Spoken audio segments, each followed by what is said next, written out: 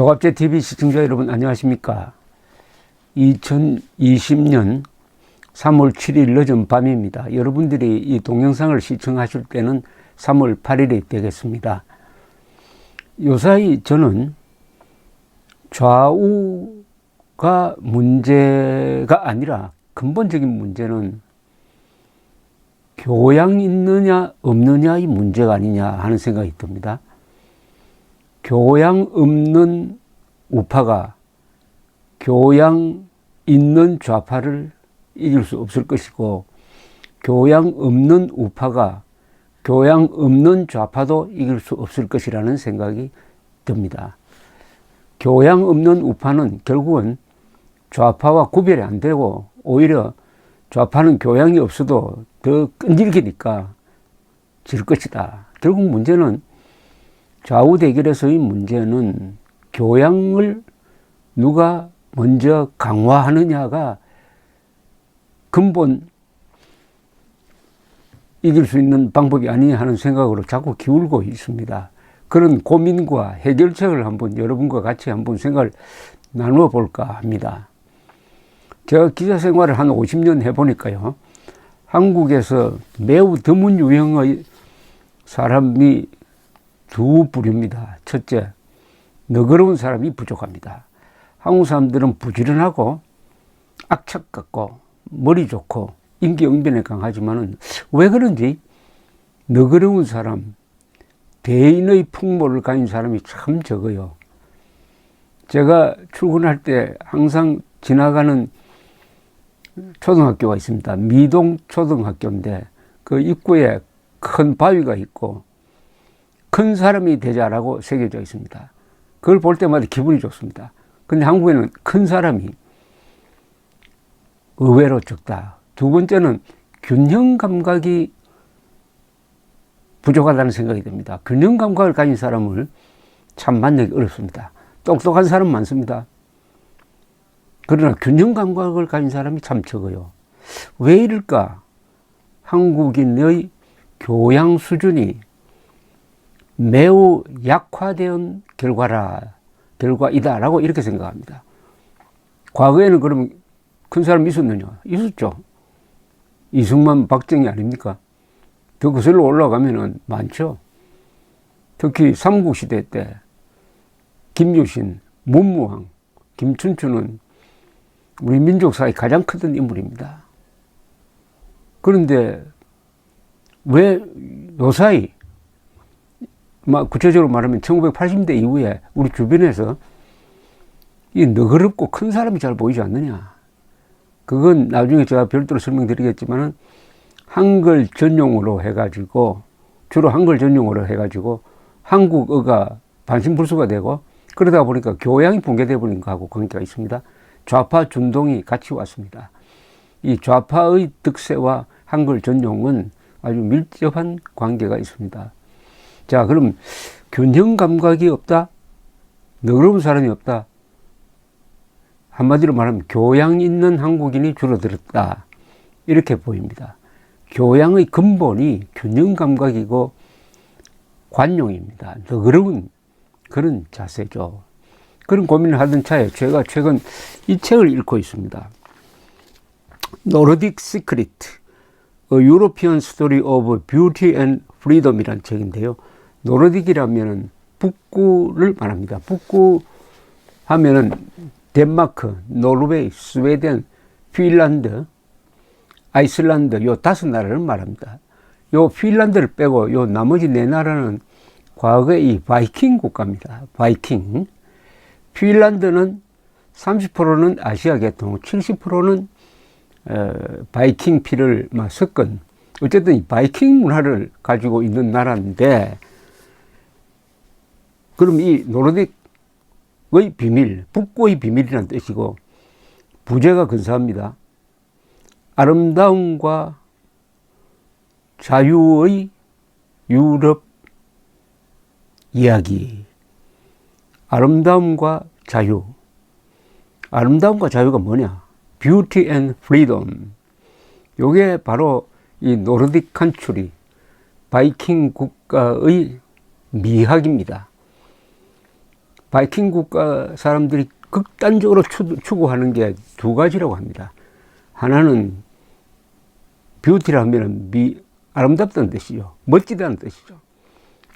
인생을 멋지게 살고 그리고 자유롭게 사는 겁니다. 자유롭고 멋지게 사는 게 옛날 바이킹 때부터 바이킹 전사들의 인생 목표였습니다. 오래 사는 거 아니었습니다. 바이킹의 꿈은 칼을 잡고 전장에서 죽는 것이었습니다. 그런 자세를 가진 사람들이 가장 자유로운 삶을 택하고 있다는 것인데, 이 책은 제가 이 책입니다.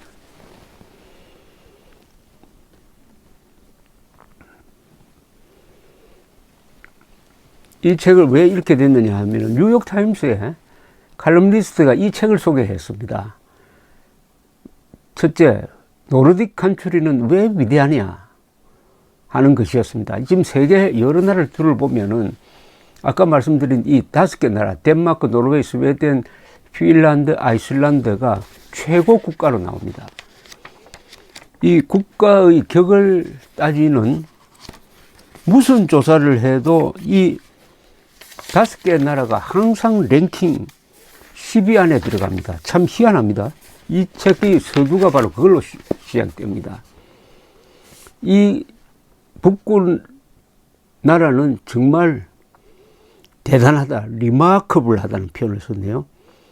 첫째, 맨 테이블 표 한 1에 나오는 게 세계에서 가장 행복감이 충만한 나라 랭킹입니다. 2015년 조사에서 1등은 스위스였습니다. 2등이 아이슬란드, 3등 덴마크, 4등 노르웨이, 6등 핀란드였습니다. 2016년에 세계에서 가장 행복한 나라는 덴마크, 2등 스위스, 3등 아이슬란드, 4등 노르웨이, 5등 핀란드.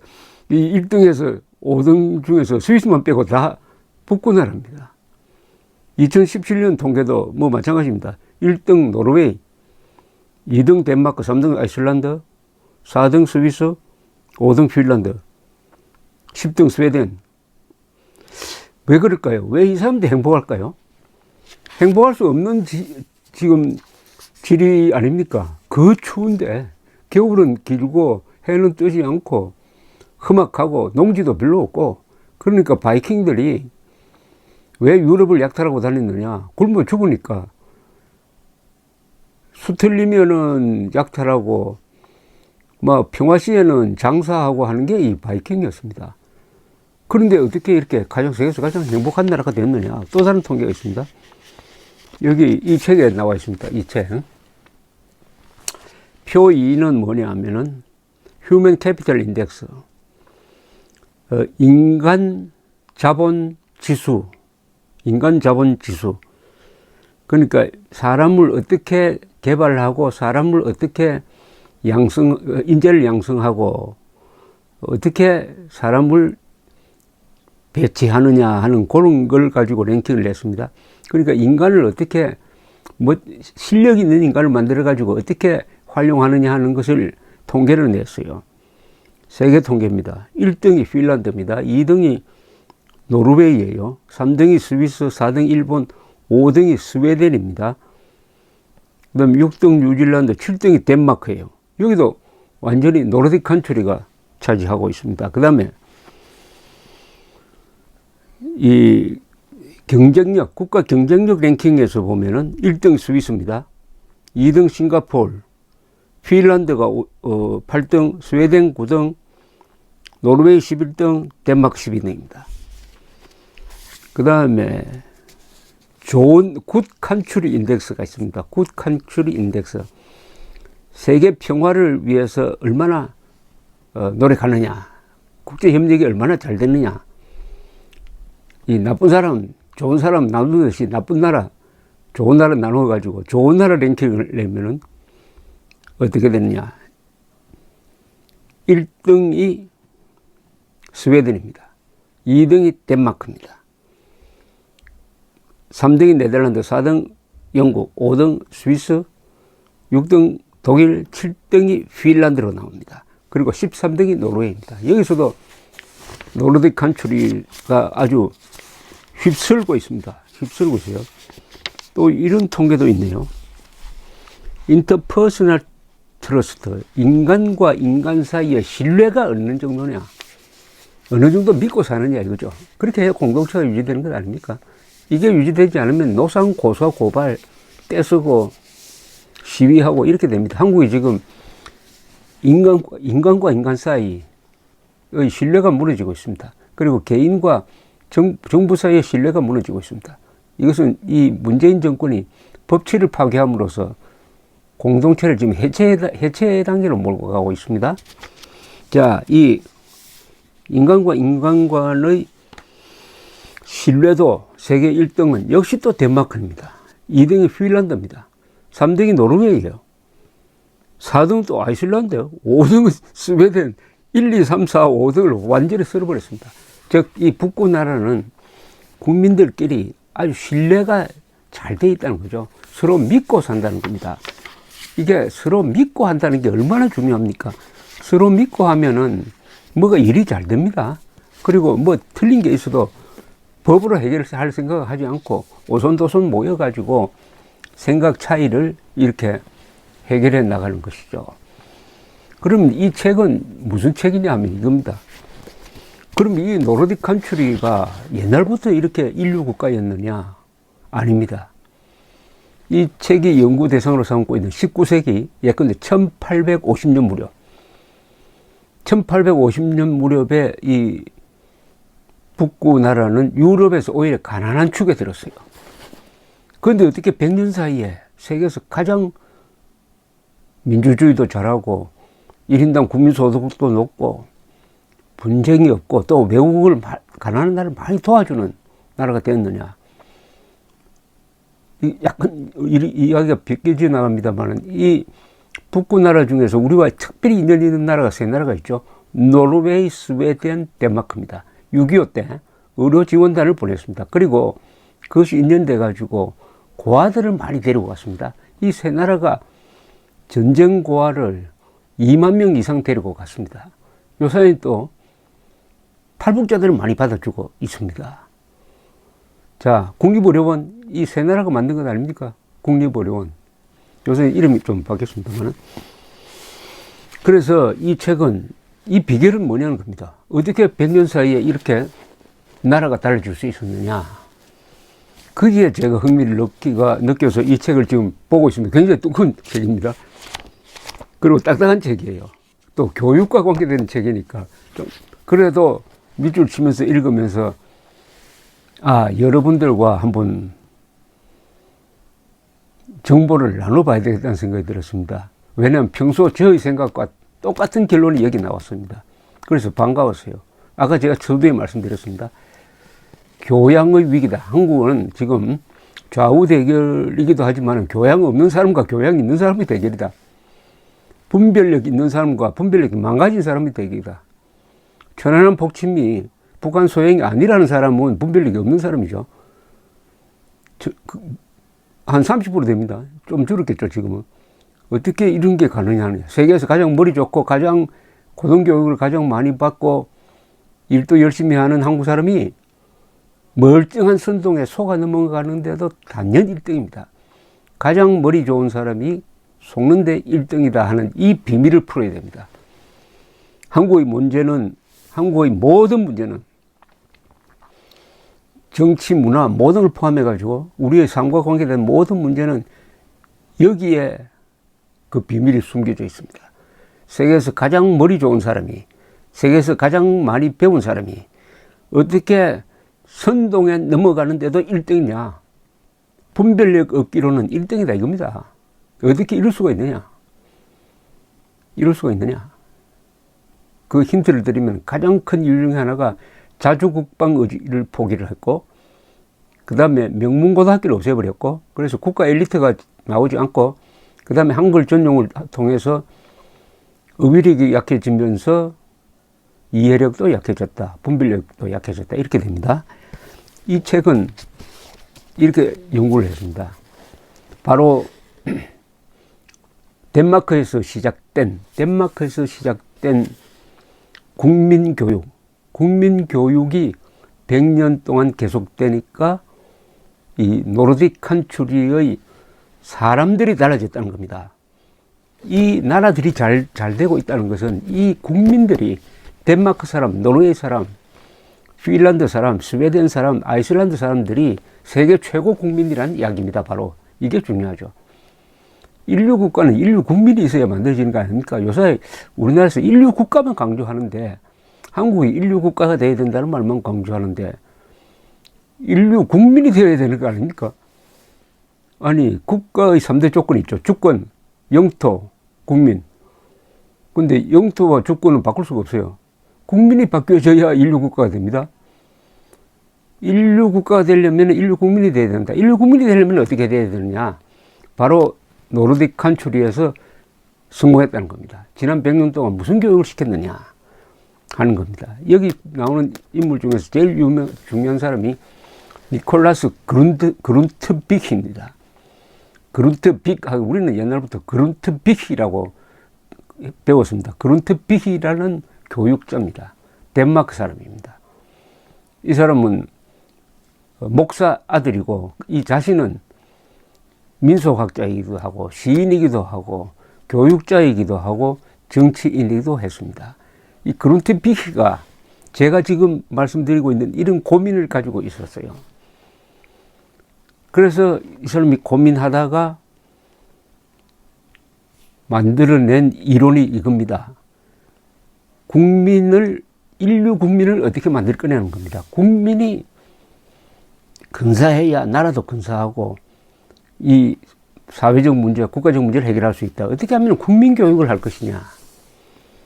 그게 바로 교양 교육입니다. 교양 교육.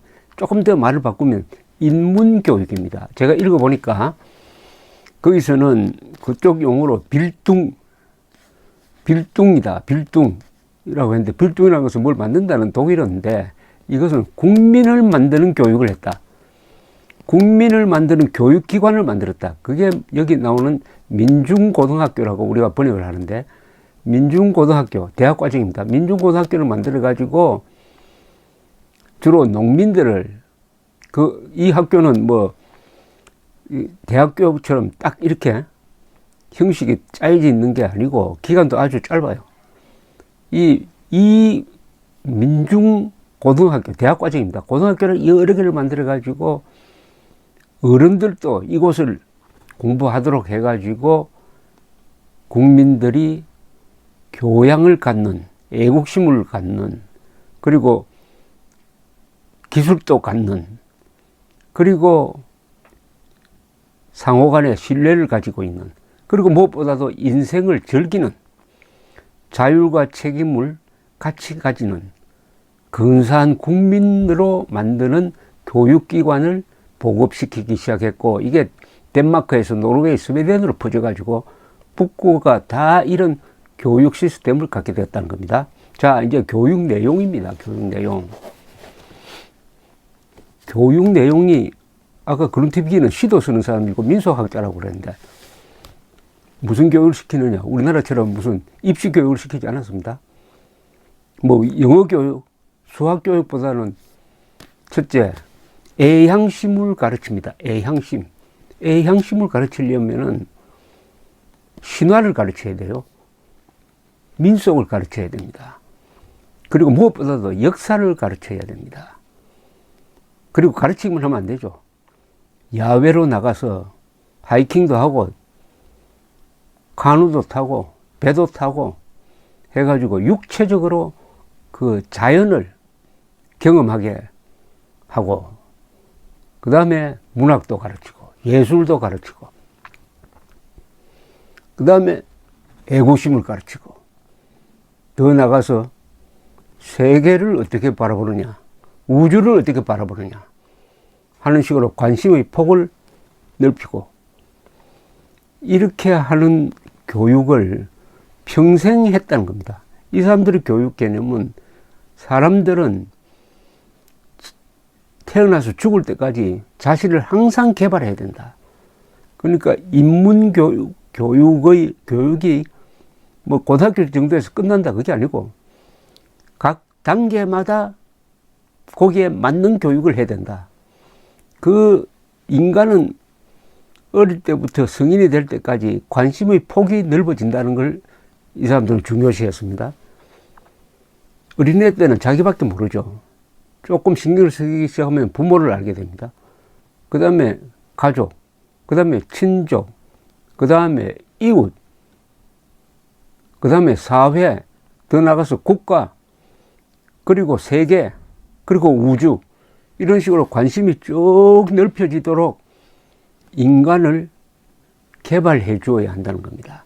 인간을 개발해 줄 때는 영어 교육, 수학 교육만으로는 안 된다는 겁니다. 바로 아까 말씀드린 가장 중요한 게 소속감을 갖게 해야 된다. 소속감이란, 인간의 소속감은 어디서 나오겠습니까? 태어난 곳에서 나오죠. 그게 애향심, 애국심입니다. 그리고 가족과의 유대관계에서 나오는 것이죠. 효도죠, 효도.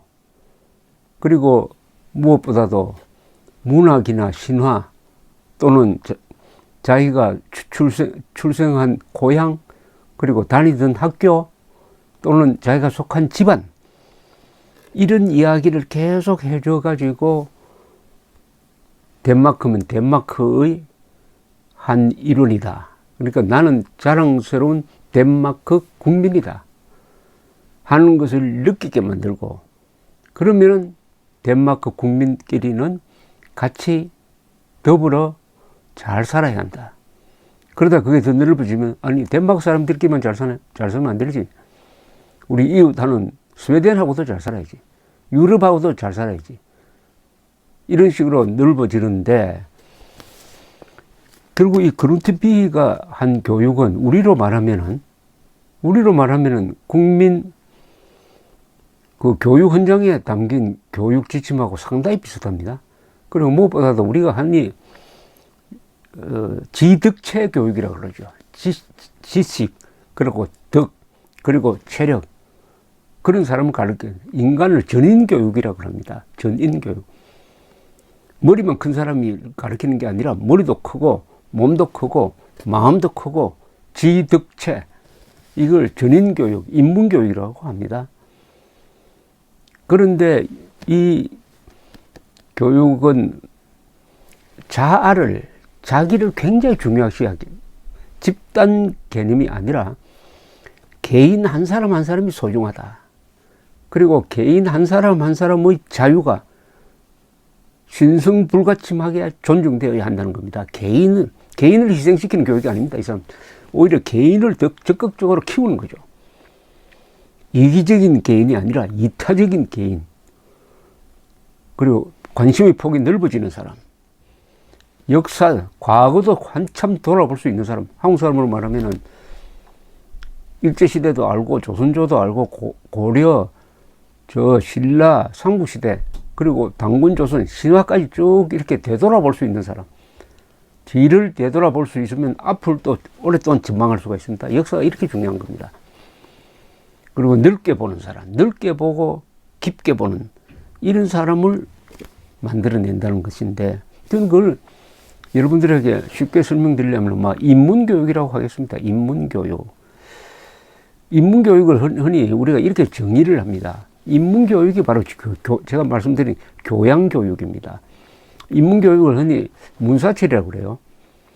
문학은 뭐냐? 문학은 인간을 탐구하는 겁니다. 문학의 소재는 인간입니다. 인간의 신면, 인간을 깊게 들어가는 거죠. 문학입니다. 두 번째는 철학입니다. 철학은 세상 사물의 원리를, 본질을 들여다보는 자세입니다. 그 다음에 역사입니다. 역사는 문명 발전사입니다. 이 세 과목을 알면은 다른 것도 이해를 하기 쉬울 뿐만 아니라 문학, 역사, 철학을 알게 되면은, 문학, 역사, 철학적 소양을 어릴 때부터 갖게 되면은 사물을 깊게 넓게 본다. 여기에 제가 두 가지를 덧붙여야 된다고 생각하는 게, 하나가 예술입니다. 그 다음에 스포츠입니다. 이걸 어릴 때부터 감수성이 아주 예민할 때 가르쳐 놓으면은 기초공사가 잘 된 건물과 마찬가지다 이거죠. 인문교육을 어릴 때 받으면은 삼각형으로 비교하면은 밑변이 넓게 자리 잡게 됩니다. 밑변이 넓어야 높게 올라갈 수 있는 거 아닙니까? 밑변이 이렇게 좁으면은 이등변 삼각형을 그리면 높게 올라가지 못하잖아요. 그러니까 인문교육을 어릴 때 넓게 해놓아야 이 사람이 큰 사람이 된다는 겁니다. 너그러운 사람이 된다는 겁니다. 천재가 나온다는 겁니다. 영웅이 나온다는 겁니다.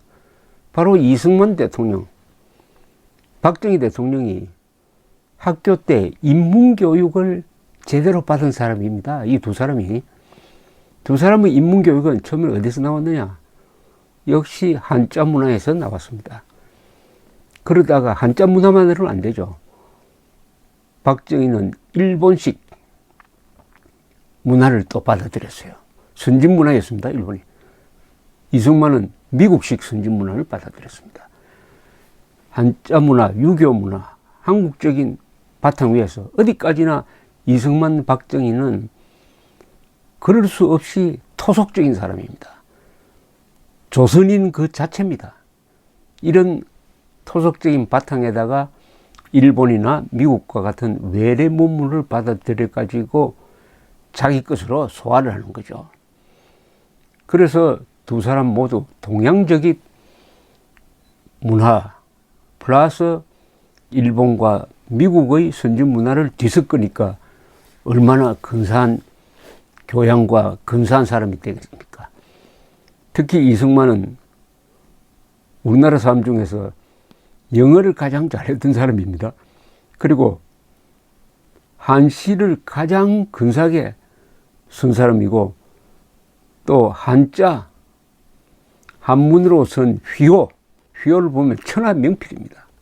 바로 그리고 미국에 가서 프린스턴 인류대학에서 거기서 박사학위, 우리나라 제1호 박사학위를 받았죠. 이분은 동양적 교양과 서양적 교양의 최고 수준을 한 몸에 수용한 사람입니다. 바로 이런 사람을 만들어내는 거죠. 이런 사람을 만들어내는 교육 과정이 있어야 된다는 거죠. 이승만은 자기가 개척해가지고 그런 큰 사람이 된 거고, 교양 하는데 제가 아주 쉽게 설명을 드리겠습니다. 교양이 뭐냐?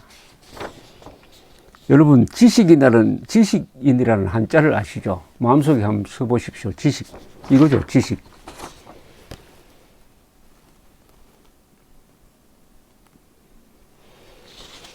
이 지식을 파자를 하면은 이 한자는 이렇게 부품처럼 각 이렇게 단위별로 나눌 수가 있습니다. 이 한자가 아주 묘합니다.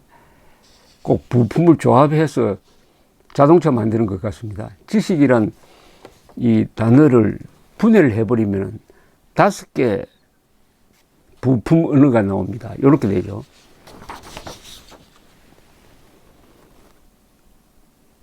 제일 처음에 시는 뭐냐? 지는 시와 구의 합작입니다. 시는 화살입니다. 입구죠. 화살은 미사일에 비교하니까 전략입니다. 입구는 경제입니다. 그리고 지식할 때 식은 뭐냐? 제일 먼저 말씀을이 나오죠. 이게 인문입니다. 가운데 소리 음자가 있죠. 이건 예술입니다. 마지막에 창과가 있습니다. 이건 전술로 봐야 되겠죠. 그럼 뭐냐? 지식이란 것은 5개 요소를 갖고 있다는 겁니다. 첫째, 전략을 알아야 됩니다. 경제도 알아야 돼요. 인문적 지식도 있어야 됩니다. 그 다음에 예술적 감수성이 있어야 돼요. 그리고 전술도 알아야 됩니다. 창은 짧고 이건 전술이고 시는 활살을 쏘는 거니까 미사일입니다. 전략, 전술, 경제, 인문, 예술을 두루두루 아는 사람이 바로 올바른 지식인이다. 그게 교양입니다. 그게 교양이에요. 자, 그러면 한국에서 이 교양이 왜 이렇게 위기에 왔느냐 하는 것을 여러 가지로 설명할 수 있는데, 저는 한국의 위기라고 보는 사람입니다. 한자와 한글을 같이 써야 정상적인 언어 생활을 하게 되는데, 한 세대 전부터 박정희 대통령의 실수로 한글 전용 교육을 시작을 했습니다. 한 30년 계속되니까 한자를 잊어버리게 되었습니다. 한자를 말살하게 됐습니다. 한국어는 한자를 말살해가지고 그걸 한글로 표기하면은 암호가 되어버립니다. 여러분들이 지금 언어 생활할 때 느끼는 고통이 그것이죠. 어떤 물품을, 식품을 상온에 보관하라 하면은 상온을 한자로 쓰면은 일상상자니까 이 보통 온도에 보담하면 된다 이렇게 되는데 그걸 위상자로 오해를 해가지고 뜨거운데 보관했다가 유제품을 뜨거운데 보관했다가 먹으면 배탈 안 나겠습니까? 이런 아주 이상한 일이 벌어지고 있습니다. 그래서 한국어가 반신불수가 되니까 한국어를 정확하게 쓰지 못해요. 한국어를 정확하게 쓰지 못하면은 기술 서적이나 논문을 쓸 수도 없고 읽어도 무슨 말인지 알 수가 없습니다. 아주 비참한 일이 지금 벌어지고 있습니다. 어쨌든 한국에서 교양이 무너지게 되는 1차적인 원인은 한글 전용에서 시작되었다는 점을 먼저 지적하고 싶은데 이것은 제가 끊임없이 주장하는 겁니다. 그런데 제가 좀 한심하게 생각하는 것은 흔히 지식인이라는 사람 중에서도 한글 전용을 주장하는 사람이 있습니다. 저는 한글 전용을 주장하는 지식인을 지식인으로 보지 않습니다. 저는 한글 전용을 주장하는 지도층을 지도층으로 보지 않습니다. 한글 전용을 하면은 우리 국민들이 분별력을 잃게 된다. 한글 전용으로는 고급 학문이 발달하지 않는다. 한글 전용으로는 죽었다 깨어나도 노벨상 수상자는 절대로 나오지 않는다. 더 나아가서 한글 전용으로는 건전한 민주시민이 불가능하다. 따라서 한글 전용으로는 한국의 정치는 항상 선동꾼들에게 넘어가는 불안 요인을 갖게 될 것이다. 저는 그렇게 생각을 합니다. 그렇게 고민하던 중에 바로 이 책을 만났던 것입니다. 이 책도 가장 강조하는 게 바로 그겁니다. 우리가 좋은 나라를 만들려면은 사람이 성숙해야 되고 사람이 성숙하려면은 자아 개발이 되어야 한다는 겁니다. 자아. 사람이 자기가 가지고 있는 품성을 100%로 개발하는데 이것은 끊임없는 교육을 통해서 이루어진다는 겁니다. 대학교까지 공부했다. 그걸로 끝나는 게 아니란 겁니다. 그렇게 해야 각 단계마다 교육을 받으면서 가장 중요한 것은 자율과 자유. 자유죠. 자유와 책임을 가르친다는 겁니다. 자유를 만끽하고 자유를 즐겨라. 그러나 거기에 따른 책임도 반드시 수행을 하라. 그게 바로 자아 개발 과정에서 그런 결론에 도달한다는 겁니다. 자아 개발의 각 단계에서 중요한 것은 자율이죠. 나의 문제는 내가 해결한다. 나중에는 자아 개발의 최고 수준은 변화시키는 겁니다. 자신을 변화시키고 나라를 변화시키고 조직을 변화시키는 힘. 이게 자아 개발의 가장 최고 수준이라고 이 책은 가르치고 있습니다. 이런 인문 교육을, 교양 교육을 하는 평생 교육기관으로서의 이 민중고등학교를 만들어서 노르딕 칸츄리가 100년 동안 교육을 하니까 오늘날과 같은 세계 최고 국가가 이루어졌다. 그럼 우리나라도 그럼 그렇게 해야 되느냐? 앞으로 저는 이 교육에 대해서 본격적으로 국가의 명운을 걸고 토론을 하고 여기서 길을 찾아야 된다고 생각을 합니다. 지금과 같은 이런 국민성으로는 자유를 지킬 수가 없습니다. 우파가 좌파를 손가락을 할 때 뭐라고 합니까? 폐륜하다. 효도도 모르고 충성도 모른다는 그런 뜻이죠. 인륜도 모른다. 그렇게 욕을 하면서 자신도 똑같은 행동하면 되겠습니까? 우파가 좌파를 욕을 하면서 떼쏜다, 폭력 쓴다, 거짓말쟁이다.